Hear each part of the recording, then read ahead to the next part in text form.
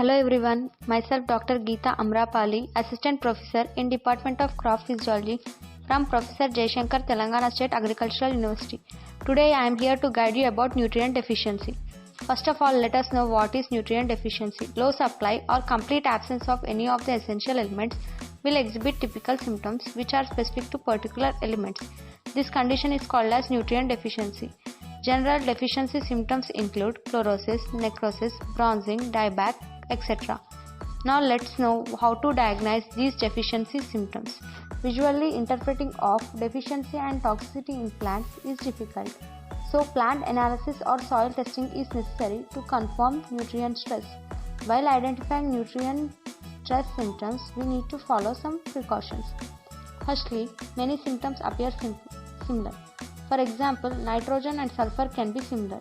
Next, multiple deficiency or toxicity can occur at same times. Deficiency of one nutrient can induce toxicity of other. Crop species, even same cultivars of some species differ in their ability to adapt to nutrient deficiency and toxicity.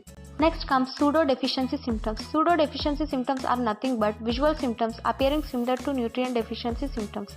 Potential factors causing pseudo-deficiency include excess water, herbicide residue, etc. but are not limited. Next is hidden hunger. Plants may be nutrient deficient without showing visual clues.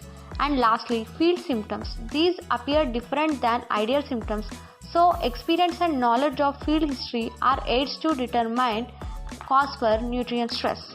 Now let's see how to identify nutrient deficiency symptoms. Nutrient symptoms basically appear in old and young leaves.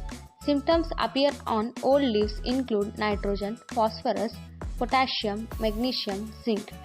Nutrients for which symptoms appear on young leaves include calcium, boron, manganese, iron, sulfur. Now let's know detailed nutrient deficiency symptoms for each nutrient. For nitrogen, plants show light green lower leaves, yellow stalks and abundant growth. For phosphorus, plants show dark yellow lower leaves, usually red or yellow with small stalk.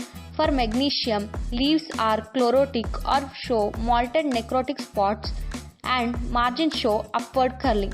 For potassium, small necrotic spots between vein near tips or margin. Leaves become chlorotic. For zinc, large necrotic spots spreading to veins or thin leaves. These are the nutrients for which deficiency symptoms are seen on old leaves. Now let us see the nutrient deficiency symptoms on young leaves. For calcium, young leaves show hooked death of margins or tips.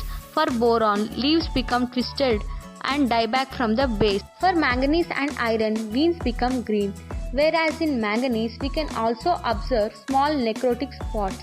These small necrotic spots are absent in case of iron. Sulfur, chlorotic veins are seen. Nutrient deficiencies and toxicities cause crop health and productivity to decrease and may result in appearance of unusual symptoms.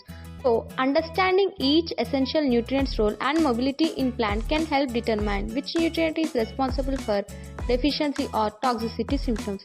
I conclude by saying that field evaluation of visual symptoms is important skill for correcting nutrient stress in plants. Thank you.